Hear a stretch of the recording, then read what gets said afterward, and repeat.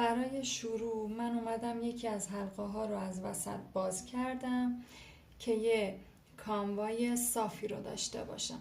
10 تا حلقه جدا کردم، علامت گذاشتم. میخوام از سمت راست شروع کنم به چپ. درسته؟ این حلقه 10مه، این حلقه 9مه.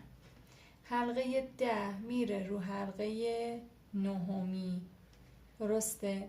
این که ادامه کانوامه دیگه. حلقه 9 به ادامه کانوا نزدیک تره. میام اول حلقه 9 رو میبافم، حلقه 10 بافته میشه.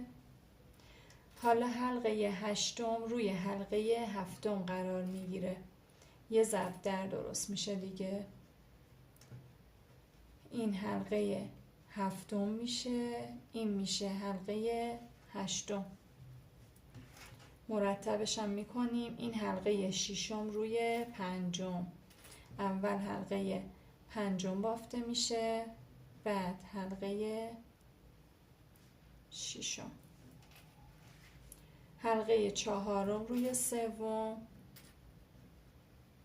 بافته میشه مثل حلقه های دیگه و حلقه 2 روی حلقه اول قرار میگیره.